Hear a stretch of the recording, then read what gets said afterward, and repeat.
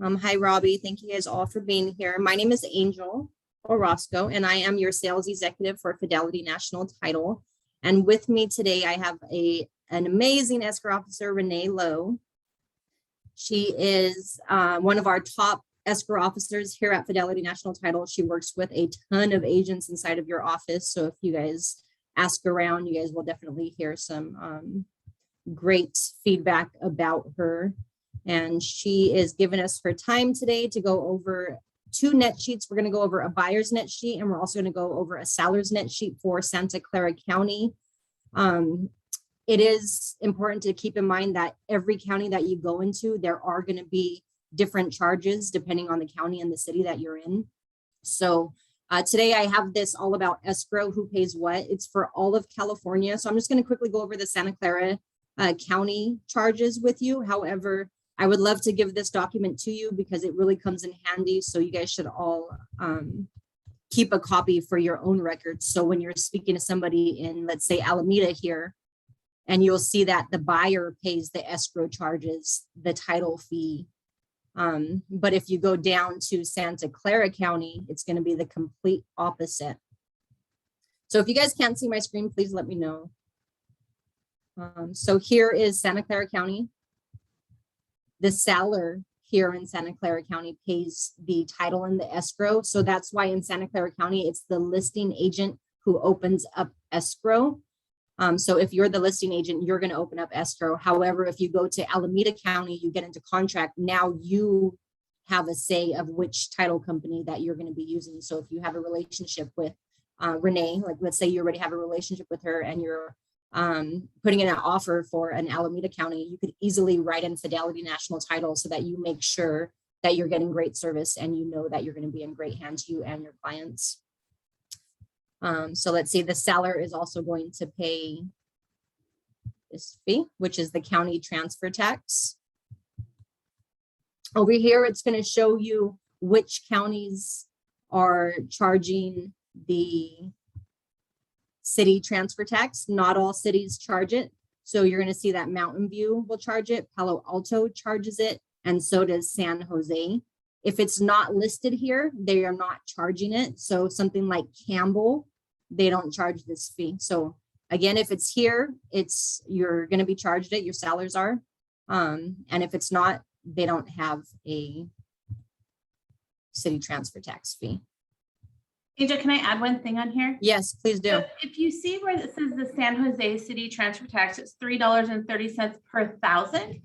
If you go into contract on a property that's over $2 million, which you're going to see when we go through the net sheets in a little bit, there's an additional tax. So not only are they going to pay $3.30 per thousand, they're going to pay, depending on the price, if it's between 2 million and 5 million, they're going to pay the 1.75%. They're going to pay that in an increase in the taxes. So there would actually be 2 different taxes that they would pay for the city of San Jose. So it's really important that when you get into properties over 2 million in the city of San Jose, that you're factoring in the additional tax. Yep, and that's all listed right here, and that is just for San Jose. And this document will go over every city, every county within California. So if you guys want one of these, just let me know and I'm happy to email one over to you. Let me stop sharing. Renee, I'm going to give you access to share yours if I'm able to. 1 second. Oh, good. Okay, go for it. Can you see my screen? Yep. Okay. So what we're going to go over first is the buyer's estimated net sheet. I have whited out some information just for confidentiality reasons. We want to make sure that we're not sharing people's private information. So I will let you know that this particular property is in the city of San Jose. So we're going to be able, when we're going through this, see the different transfer taxes that we were just originally talking about. So the first thing you're going to look up here is the settlement date. This is the date that we're going to be closing escrow. So our close of escrow on this property is going to be tomorrow, October 22nd. And we're going to do a same day disbursement, which means that we're going to close and disperse the file the same day. And the disbursement date is important because that's going to be where your prorations come into play. When we come down here, and then over here, sorry, after you have the settlement and disbursement date, you're always going to have your escrow number, your escrow officer, and the email address for the escrow officer will be listed there as well. So it's always a second place that you're able to find contact information pretty quickly in regards to that. Sorry.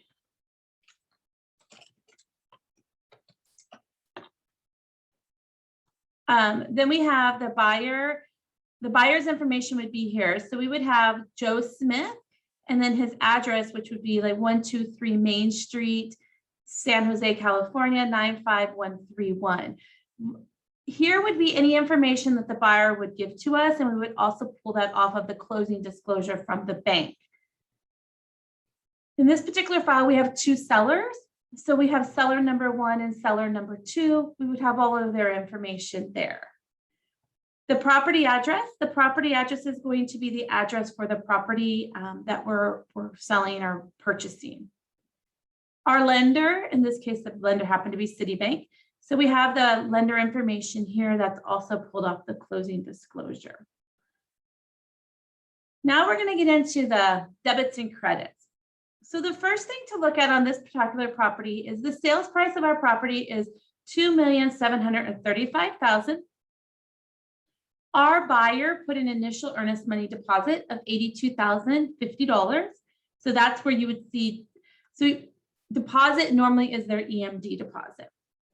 They're taking out a loan for $2.16 million, and they brought in $500,000. So in this case, my buyer actually wired in the funds before they signed off on their paperwork. So this number was able to be pulled over prior to their signing.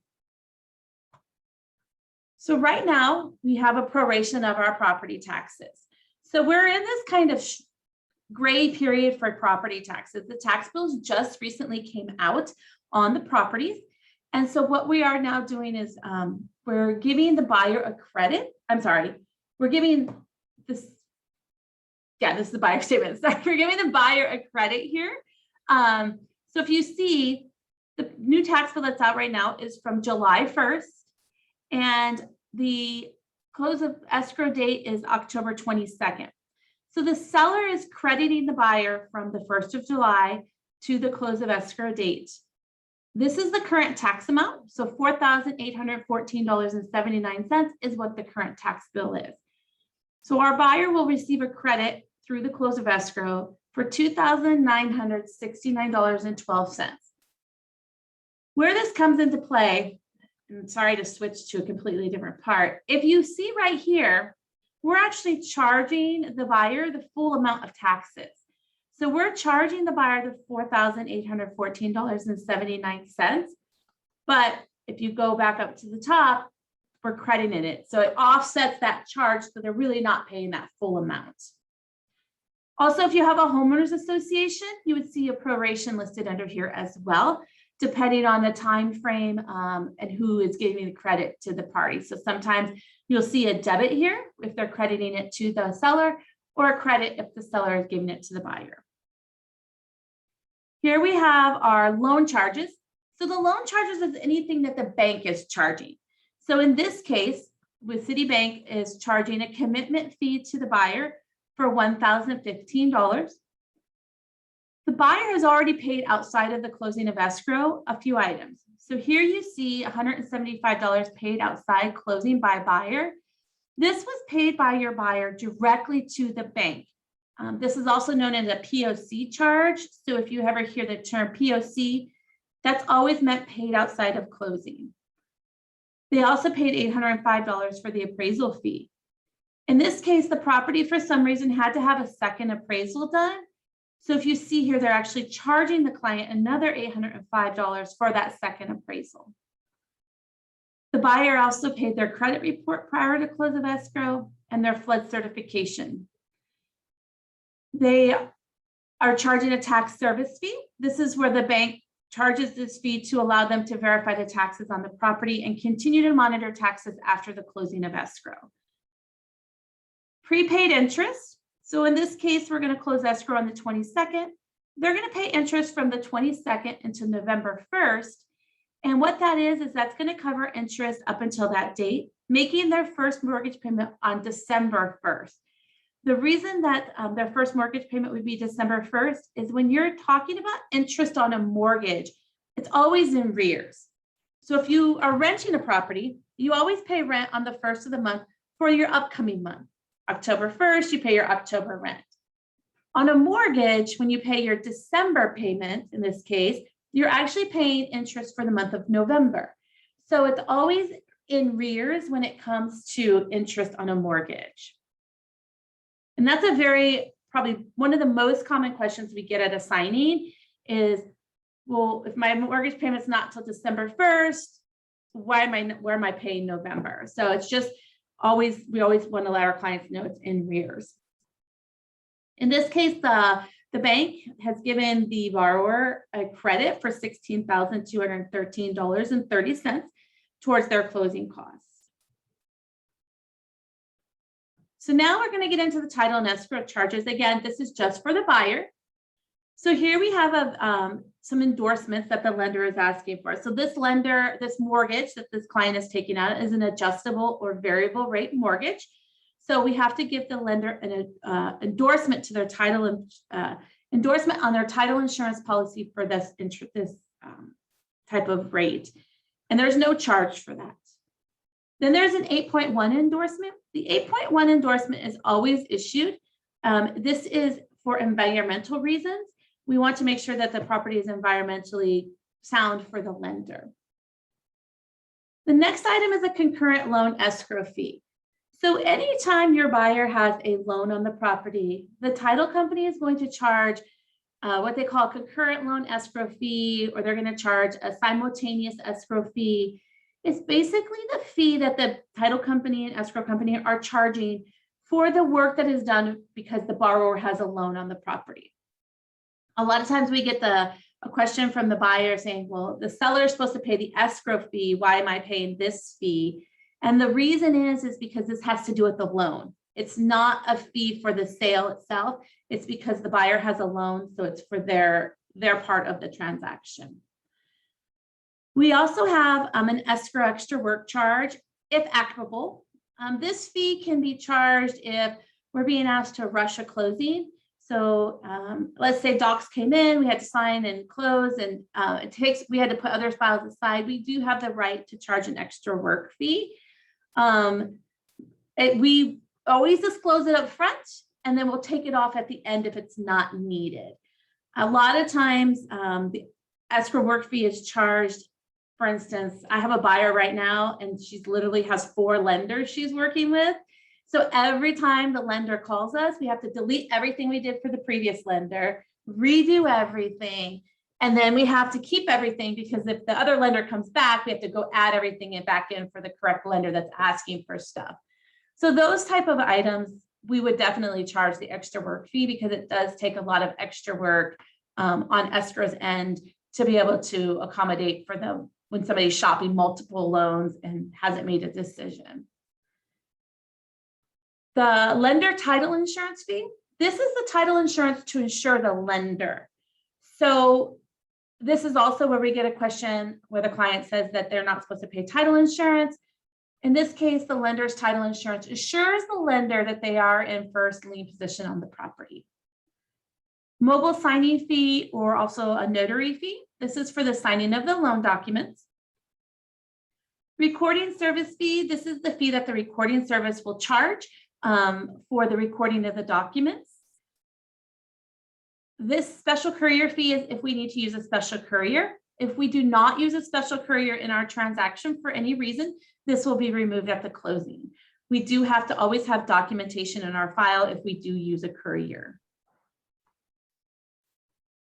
Renee, before you get into the other charges, I have a question here. Yeah. Is flood certification fee always required even when it's in a no flood zone? Yes. So the lender is always going to do a flood certification on the property to verify that it's not in a flood zone. So that certification is what they're going to get to determine if it is in a flood zone or not in a flood zone. Thank you. And then while you're in the escrow charges as well, Unless you're going to cover it later. Can you explain what an escrow account is for when you have a buyer coming in like under 20%? Do you know that part? Yeah, so that actually is an impound account. It's very confusing because the clients think it's something that the escrow company is going to be holding, but it's not an escrow account that we would do the holding on. It's actually something that the lender does, and it's where they set up an account to pay your taxes and insurance. So every month you would continue to make your mortgage payment. However, you would pay money additional into this account. So when your taxes are due and your insurance is due, the bank is paying those. When you're over 80% loan to value, it's always 90% of the time is required that they have an impound account. If they do not have, and then if they're under 80%, it's always an optional thing. So it's always something the customer can have if they want to have it. But that is specifically determined by the loan officer if the file needs an impound account or does not need an impound account or escrow account. Thank you, Renee. And then before we move on to the other fees, does anybody have any questions on those lender fees and escrow fees before we move on? Well, on that last part, when talking about the impound escrow account with the loan being the LTV being above 80%, is that somehow like tied in or required on like a FHA loan that requires a PMI? I've never seen an FHA loan not have it. So if they're going to do FHA, it's pretty set that they're going to have to do an impound account. Okay, and so once is it always a thing where once you do pay down like past you're under 80%, does the PMI automatically come off, or has it become an option, or how does that work? Every lender is a little bit different, and when they sign their loan documents, in the loan documents would actually be a PMI disclosure form that would tell them your PMI is set to expire on this date or earlier should you get to this value. A lot of times they have to call. So for instance, people maybe bought a house 5 years ago, their values have gone way up. They may be eligible to get that PMI removed. They have to call the bank and ask them to do a PMI review. So then the lender would do a PMI review to see if they qualify to have that removed. Now, PMI is different than the impound account in the fact that even if PMI is removed, the impound account will continue to go on unless the client cancels it. So just because PMI is dropped doesn't mean that the escrow account would be waived. Okay, and is that PMI one of the things that's paid through the escrow account? Yes. Well, it will depend on the loan structure. Some people will pay the full PMI up front, and then some people will pay monthly PMI. Gotcha. Thank you. You're welcome. Yeah, I have PMI in my mortgage, and it's just part of my monthly mortgage payment. They added it to my monthly mortgage payment, and they told me when I want to get my PMI off, just like Renee said, call them and ask for an appraisal for them to come out and do an appraisal, and if it appraises over the 80% or under the 80% loan to value, they'll take it off. Okay, see, I had a discussion like that with my friend over this past weekend because he has a similar account, but he's now below the 80% threshold. But he said I didn't quite get, because I'm still pretty new at all this, but he said that his lender said he still needs the PMI even though that he's under the 80%. So I'm not sure if that was just kind of how the loan was structured or how that works. So. Yeah, the lender maybe has some criteria that he hasn't met yet to have it removed. Gotcha. The other option is always to do a refinance to remove the PMI. You could always refinance it if you're having a hard time getting the lender to remove it. Okay, great. Thank you. You're welcome. Thanks, Renee. No problem. So the next item is the government charges. So the first thing you see here is the recording fee.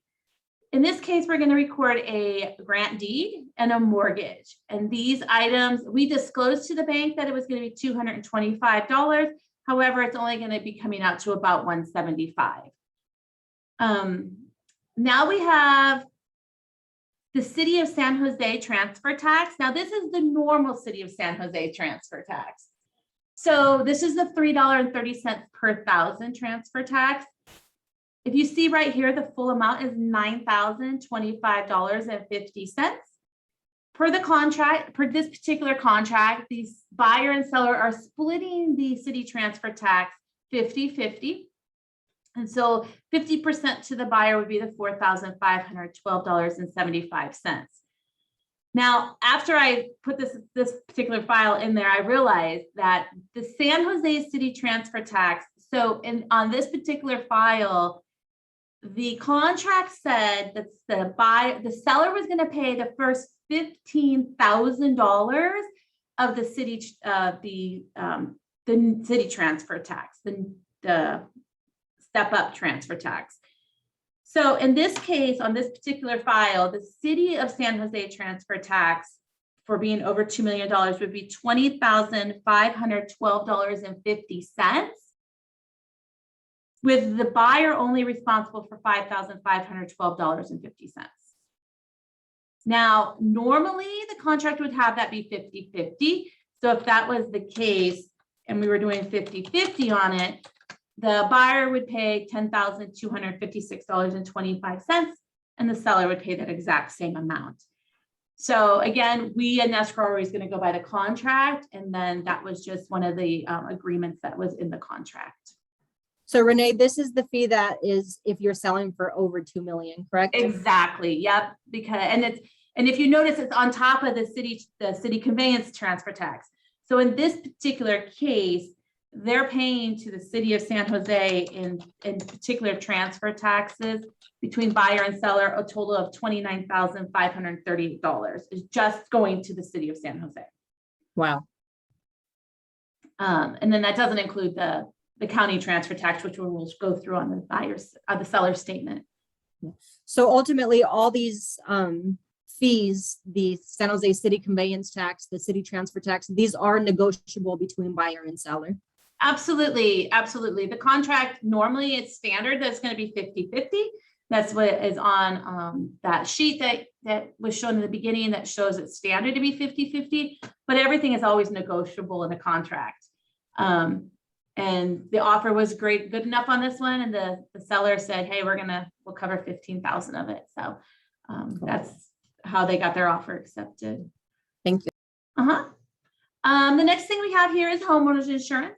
So per the lender's instructions, we're required to pay 1 year of homeowners insurance on this file. So we're paying $1,689.15 to their insurance company. And this is based on the insurance policy that was sent to us from the lender. Sometimes if they're in a condo or a townhouse and the insurance is covered by the HOA, then the lender may not require us to pay the insurance. But it's pretty standard that we always will pay the first year upfront in the close of escrow.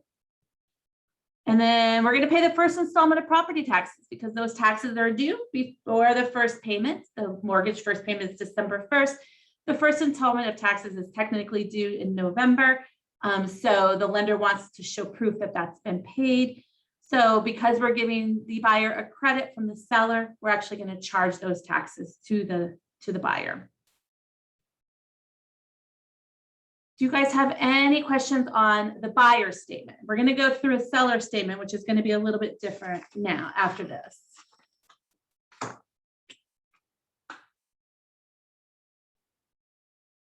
Let me go ahead.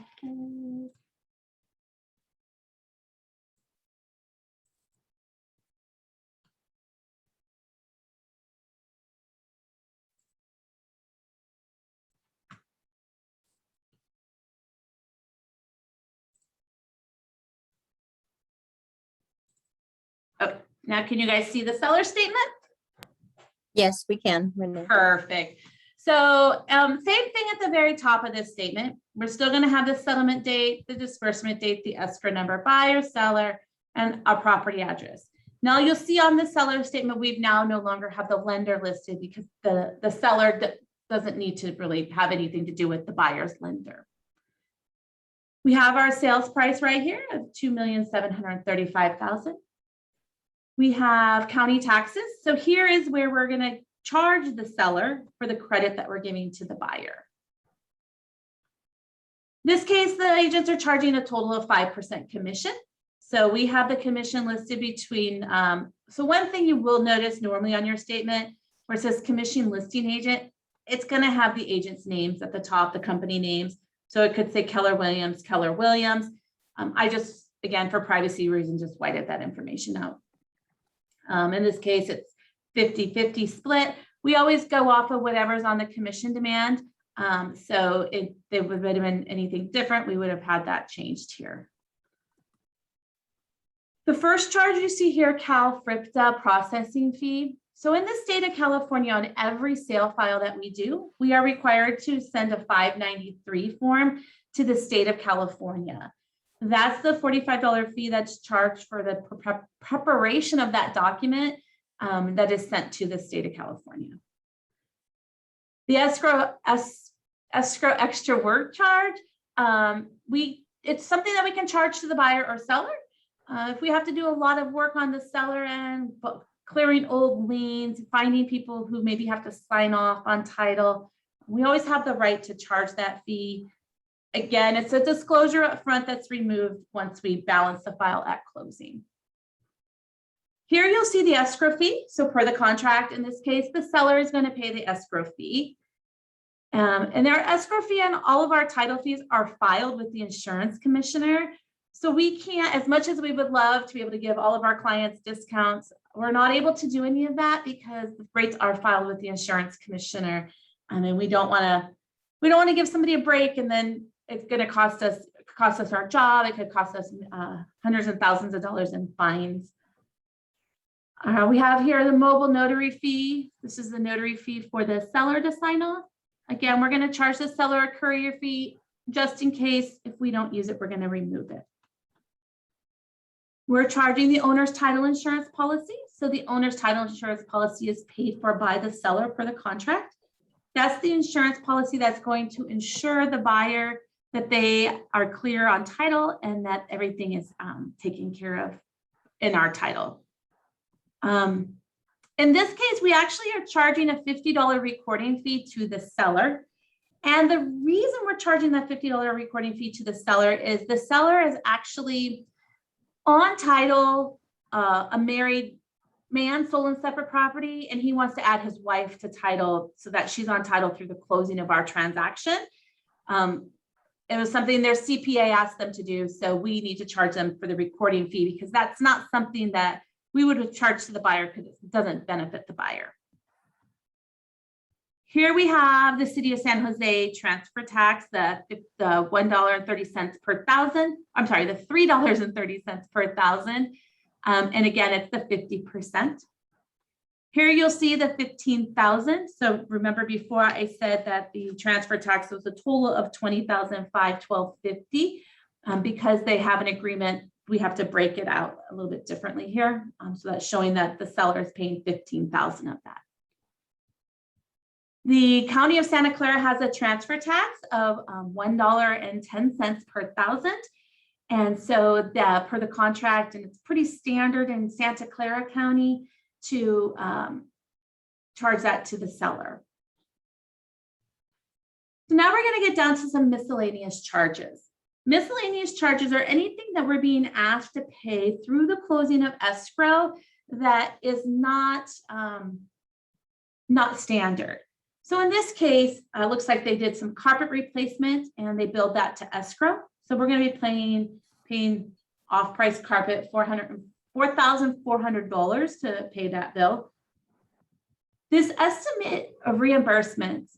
So a lot of times lately, we've been having agents who maybe front money to do work on a property for their clients and want to be reimbursed through the closing of escrow. So in this case, the listing agent spent $11,247 of his own money, and per the agreement between the seller and the agent, he's to be reimbursed through the closing of escrow. And then we have the home warranty again per the contract, natural hazard disclosure, and then they did some termite work, pest control work with Western White Termite, and that was also billed to escrow. Now, one thing you're probably noticing on here is we don't have a payoff. This particular property is actually free and clear. So there is no loan for us to pay off. However, if there was a loan for us to pay off, you would see it between governmental charges and miscellaneous charges. There would be an item here saying payoff, and then the loan information that we're paying off, and then the payoff amount. So that would also show on a seller's statement if we were paying off any loans. So then we come down here, we show our sales price, 2.735. The total cost to the seller is 190,000. So our seller is going to net $2,544,514.68. So when we close tomorrow, that's the amount of money that we'll be wiring to our seller's verified account that we have verified with them.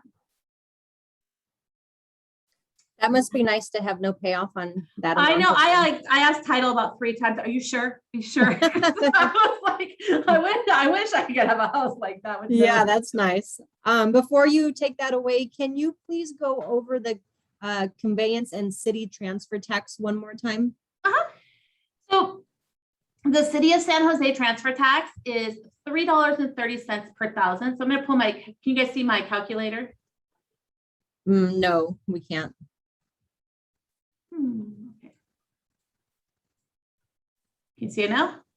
No. Okay, I was going to try to show you how we do the calculations.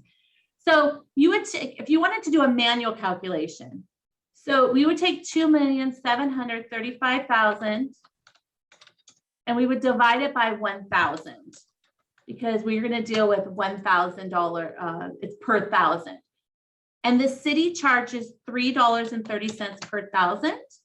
So you would get, so if you take 2,735,000 divided by 1,000, you get 2,735. You take that times 3.30, you get the 9,025.50. Then because the contract says that they're paying it 50/50, then you would divide that $9,025.50 by 2 to get the $4,512.75 that each side will be paying. Now, the city of San Jose, that the conveyance tax,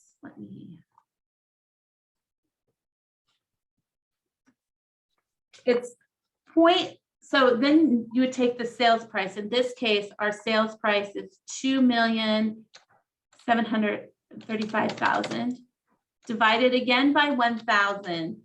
But now I'm going to take that times 7.75%. And that's where I'm going to get the $20,512.50. So one of the questions a lot of people ask when it comes to the city transfer tax is they think that that additional tax is everything over 2 million, but it actually starts at 0. So it's 0 to whatever the sales price is. So it's almost like they're paying a double tax.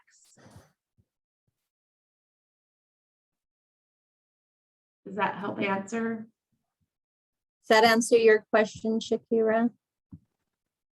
Or do you have any follow-up questions on that?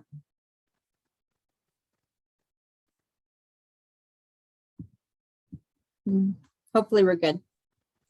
Shakira, you can always email me or call me too if you have, if you're working on a contract and you want some help calculating transfer tax. Feel free to shoot me an email, give me a call. I can always help you with that too. Yes, so I left Renee's information in, her mic is not working. So I left Renee's contact information in the chat box. So if anybody ever needs a net sheet, if anybody ever has any questions about these costs, please feel free to reach out to her. Your escrow team should be, in your phone book. We're your partners. We're always here to be a resource to you. So make sure that you have a connection with somebody that you could easily text them. You could easily pick up the phone. Hey, I have a question about this, whether it's, a different escrow officer or it's Renee. Make sure that you have somebody that you can go to when you have these types of questions. I know Renee has to go. We started a little late today, so she has to log off. She has another meeting she has to attend. So if there's like a final question for her, please feel free to ask her, and I'll stay on for a few more minutes after. And you can always email me, call me, text me, whatever you guys need. You know, I know a lot of people have their preferred escrow officer. Just think of us as an extension to that team. And if, you know, your escrow officer is on vacation or you're just stuck, just know it's always great to have a backup, and we would love to help you with that. Yep. So thank you for your time, Renee. I know you're No super problem. busy, Thank so we you. appreciate you. You guys have a wonderful afternoon. Thank you. Okay. And I know that Shakira had made a comment about the appraisals. So I see a lender here, Brian Went. If you want to just speak up and let us know about what's going on with the appraisals and how they're getting charged differently in today's age. Let's see if Brian is still around. Brian, are you here? Can you hear me? Yep, we can. So this is actually Brian Went. He's with Golden One Credit Union. And he's another great resource for you guys if you don't already have a lender. But yeah, Brian, if you could speak on those appraisals and what's going on with them, that'd be great. Well, the appraisal issue is, you know, very real, and it's happening with a lot of lenders, including us. There are some challenges, and it doesn't look like it's going to be going away anytime soon. And the best thing, well, I should, at least with Golden One, with us, I don't know if you really know the process of an appraisal, but they have to go through what's called an appraisal management company, which all lenders have to use. And at Golden One, we use 4 different management companies. So, you know, we do have access to more appraisers, but it can still be a challenge, especially on these appraisals where they want them like in 5 to 10 days. That just is so rare. It would be very, very challenging to get one that soon. But you know, it is very real, and it's just something we're going to have to deal with until we get more appraisals, or more properties can be purchased with an appraisal waiver. Got it. Thank you, Brian. Sure. Yep. So if anybody else has any lender questions, you know, now would be a great time to ask Brian anything if you guys want to. If not, I know that I had mentioned we're going to go over our Fidelity Agent One app, but just because we started so late, I'm not going to have time to do that. But we do have an amazing app. It's a closing cost app where you could easily do a net sheet for a buyer, for a seller. And although we're always happy to do those net sheets for you, there's sometimes where, you know, it's going to be Friday night and you're out talking to people casually and they want to, you know, our business is relationship based. So, you know, a lot of the times our business comes from these casual conversations that we're having with our neighbor when we're out to dinner with, you know, a group or a party. So we have an app where you can just simply pull it out, plug in what the sales price is, what is the commission, what city, and it's going to give you a breakdown of all the different costs that will be associated with this particular property. It's a great app to have. The basics of it is free to have. And then if you wanted to use the marketing piece of it, where you could post a ton of different stuff on Facebook, Instagram, I think it's even on Twitter. You could post something in there every single day. I know you guys have a lot of stuff because you guys have Command already. So I don't know how beneficial the marketing piece will be for you, but definitely the calculators and the net sheets are amazing to have. And I'm happy to do a one-on-one appointment with you guys to go over this app and any other resources that we have. But this app, I just plugged it into the chat box. It's called Fidelity Agent One. You could download it from your app store. And then we could go over it at your guys' convenience when you guys have time. What else? Will we be able to get the recording? So I don't have a copy of the recording. Keller Williams has a copy of this recording since they're the host. I'm not sure if they're sending it out to everybody, but I do know that they post all these videos on their YouTube channel. So if you go to their YouTube channel, you can find this meeting and then any other ones that we've done in the past. So how to read a preliminary report, farming, all about title and escrow. So all the classes that we have done, I do know that they're on the YouTube channel, but if not, you could just reach out to Olivia and maybe she could give you a recording of it as well. So thank you guys all for being here. If you guys have any questions, please feel free to ask me. And I left my contact information in the chat box. So if you guys want to reach out to me to go over the resources that Fidelity has to offer you that are really designed to help you save money, save time, and build your business, I'd be happy to do that with you one-on-one. And then again, if anybody wants the who pays what for all of California document email to them, just leave me your email in the chat box and I'll be happy to send that out to you as well. So thank you guys for being here. Have a great day. See you next time. See you later. Bye, Brian.